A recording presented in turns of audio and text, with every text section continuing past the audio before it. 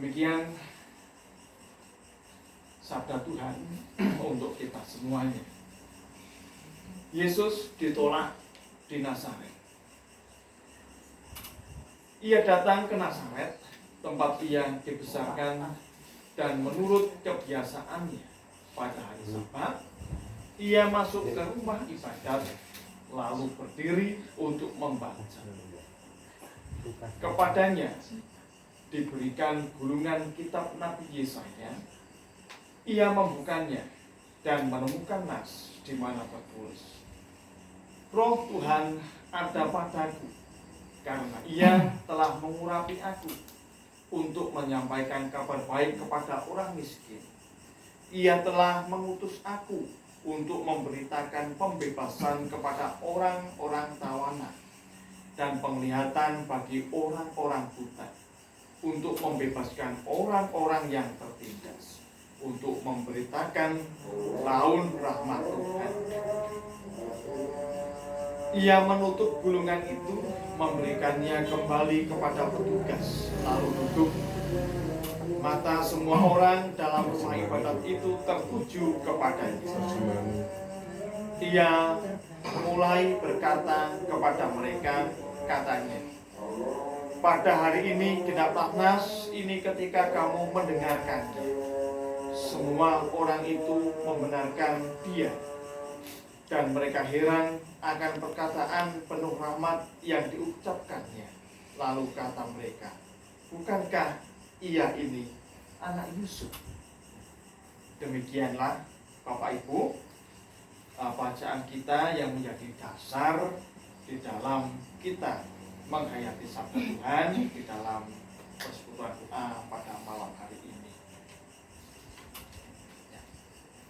Pada malam hari ini, renungan saya beri judul mantep dan mongkok. Kalau bahasa Jawa mongkok no, bangga. Mantep dan bangga. Apa yang membuat kita itu menjadi orang yang mantep dan menjadi orang yang bangga di dalam kehidupan ini.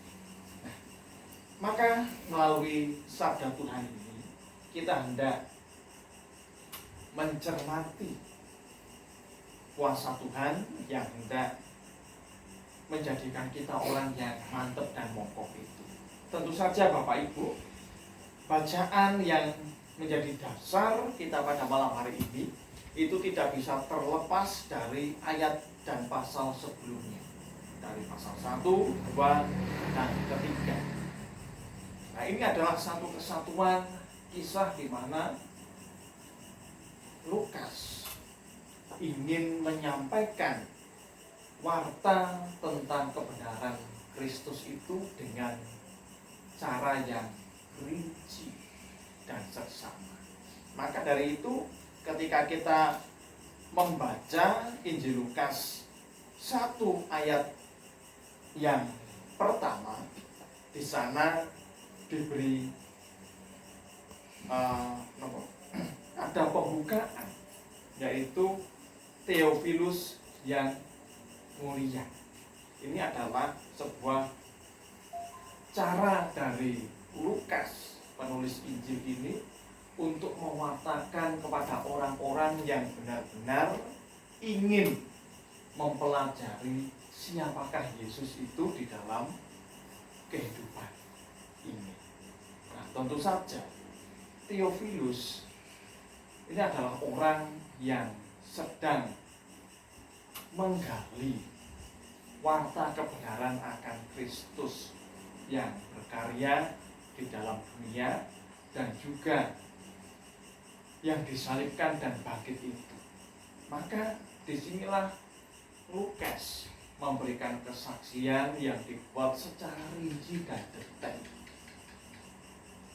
untuk bisa meyakinkan Theophilus memahami kisah dari karya Tuhan Yesus. Tidak hanya di dalam Injil Lukas ini Lukas menulis dan memberikan kesaksian tentang Kristus itu kepada Theophilus, tetapi juga yang menulis kisah para rasul. Jadi Selain Lukas itu menyajikan dari kisah dan penggenapan Tuhan Yesus Kristus, Lukas pun menulis rentetan perjalanan para rasul pada waktu itu. Ini loh perkembangan kekristenan sebagai pengikut Tuhan.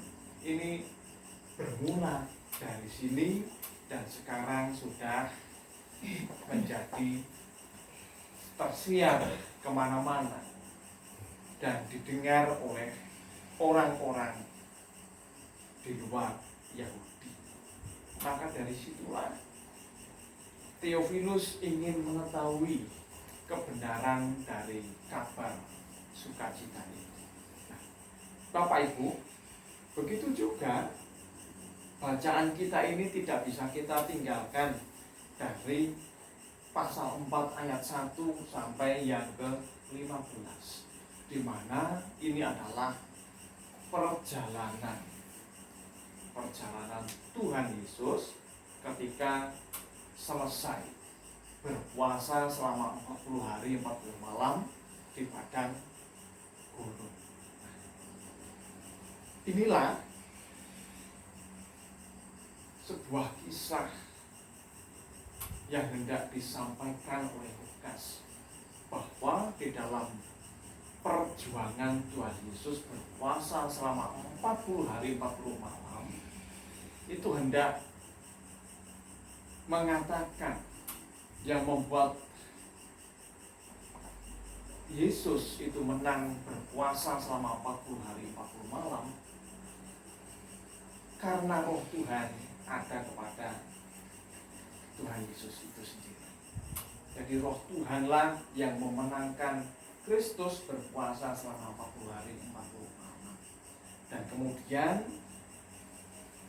warta tentang Tuhan Yesus yang berhasil berpuasa selama 40 hari 40 malam itu tersiar kemana-mana. Maka ini yang membuat orang itu terpesona, heran. Kuasa apa yang dimiliki oleh Yesus anak Yusuf tersebut. Nah, maka dari itu ketika sesudah puasa itu selesai dijalaninya, Tuhan kembali ke Nazaret. Nah, Bapak Ibu, Nazaret adalah tempat di mana Tuhan Yesus disalibkan. Jadi ketika kembali ke Nazaret, ke kampung halamannya, tentu saja Tuhan Yesus bukanlah orang yang asing. Jadi sangat kenal, bahkan mungkin di kampung kecil itu adalah saudara-saudaranya sendiri. Bukan orang yang asing, bukan orang yang dikenalnya 1 atau 2 tahun. Ini sudah dikenal puluhan tahun, hidup bersama-sama, bahkan keluarganya pun sama-sama tahu. Maka dari itu, Ibu Bapak, ketika Tuhan Yesus itu memasuki hari Sabat, semua orang kan beribadah di sinagog, tempat ibadah orang Yahudi. Nah, di sana Tuhan itu diberikan kepercayaan untuk membacakan gulungan kitab. Nah, di sini yang menarik bagi kita, Tuhan membacakan dari gulungan kitab Nabi Yesaya tentang nubuat kedatangan Mesias. Nah, Ibu Bapak yang dikasih oleh Tuhan, pada waktu itu orang-orang Yahudi itu hidup di bawah penjajahan Romawi. Tentu saja kehidupan mereka sedang tidak baik-baik saja. Orang yang membutuhkan pembebasan, orang yang membutuhkan datangnya sosok yang adil, yang mampu memimpin kehidupan bangsa Israel, yaitu Mesias. Mereka menanti-nantikan itu. Maka di dalam keadaan yang terpuruk seperti itu, semakin besar harapannya untuk menantikan datangnya Mesias. Maka di dalam bacaan ini Tuhan memberikan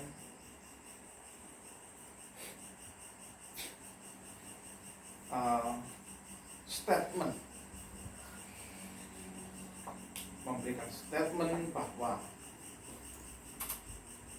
pada hari ini genaplah nas ini kepada kamu mendengarkannya. Artinya di sini Tuhan ingin menyatakan bahwa pada hari ini juga genaplah nubuat dari para nabi akan kedatangan Mesias di tengah-tengah kehidupan umatnya. Nah, ini Bapak Ibu yang menjadikan orang-orang itu yang tadinya itu menerima kedatangan Tuhan akhirnya justru meragukannya. Bahkan ketika kita membaca sampai akhir ayat yang keempat ini, justru Tuhan itu akhirnya ditolak. Dan bukan hanya ditolak, disuruh pergi saja. Ini yang menjadi sadis, itu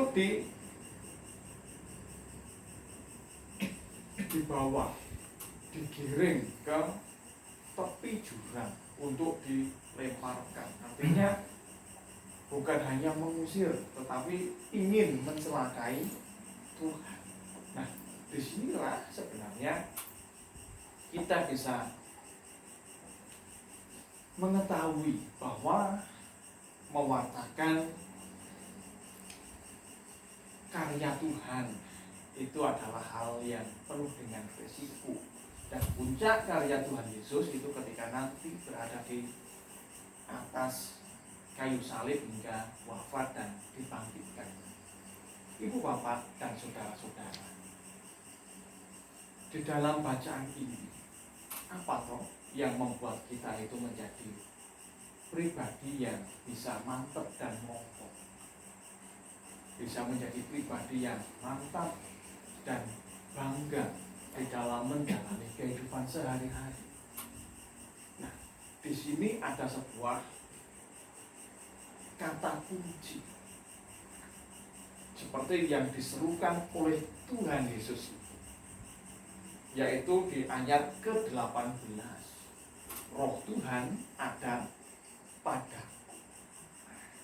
Ibu bapak yang dikasih oleh Tuhan, ini adalah sebuah pernyataan bahwa Roh Tuhan yang dinubuatkan dari zamannya Nabi Yesaya dan dibacakan kembali oleh Tuhan Yesus, bahwa menyatakan ketika Roh Tuhan ada padaku, inilah yang memberi kekuatan, inilah yang memberi pengharapan, dan Roh Tuhan inilah yang memberikan kita kemenangan di dalam menjalani kehidupan hari-hari kita. Nah, di dalam kehidupan kita, di dalam keseharian kita, tentu saja banyak tantangan yang harus kita jalani. Nah, tantangan-tantangan itu tentu saja ada yang levelnya mudah, ada yang levelnya menengah, ada juga yang levelnya itu sulit sekali. Setiap pribadi itu memiliki caranya tersendiri di dalam memandang sebuah tantangan itu. Apakah tantangan itu menjadi sebuah hambatan yang menyebabkan kita itu untuk berhenti ketika ada tantangan, atau ketika ada tantangan kita itu justru menjadi semangat di dalam namanya menghadapi tantangan. Itu pasti ada yang namanya kemerungsung, istilahnya pikiran yang kemerungsung ataupun suasana hati yang serba deg-degan, itu justru memacu kita untuk lebih sungguh menghadapi tantangan itu. Pikiran yang gemerungsung, hati yang deg-degan itu justru membuat kita lebih waspada. Nah, maka dari itu Bapak Ibu yang dikasih oleh Tuhan, di dalam tantangan kehidupan, baik yang terkecil sampai yang saat ini menjadi bagian kita yang belum pernah selesai, atau justru pada saat ini juga kita masih bergumul dengan tantangan-tantangan itu. Tantangan di tengah keluarga, tantangan anak cucu kita sebagai orang tua, tantangan sebagai generasi muda di dalam menyiapkan kehidupan yang lebih baik, yang lebih layak, yang lebih mapan, di dalam meniti karirnya. Semuanya itu ada tantangan. Nah, kita diajak melihat tantangan itu sebagai peluang untuk kita menjadi hidup lebih semangat dan bermakna. Tanpa tantangan tentu saja kehidupan kita itu ada yang kurang. Karena kita dapat sampai hari ini, hidup di malam hari ini bersama-sama oleh karena banyak tantangan-tantangan yang kita pecahkan satu demi satu, sehingga itu membuat pengalaman yang menguatkan kita. Jauh dari tantangan-tantangan kehidupan yang kita selesaikan satu demi satu, tetapi di sini ada yang namanya karya Tuhan yang diutarakan oleh Tuhan. Roh Tuhan ada pada Bapak Ibu yang dikasih oleh Tuhan. Ketika kita mendengar, ketika kita mengingat bahwa Roh Tuhan itu bersama-sama dengan kehidupan kita, maka inilah yang memberikan kita kekuatan baru. Oh iya, saya itu tidak sendirian. Saya itu tidak sendirian di dalam berjuang menghadapi tantangan-tantangan dan pergumulan hidup. Ada Tuhan. Oh, ternyata Roh Tuhan bersama-sama dengan hidup saya. Maka saya tidak sendirian, dan saya lebih pede dan percaya diri.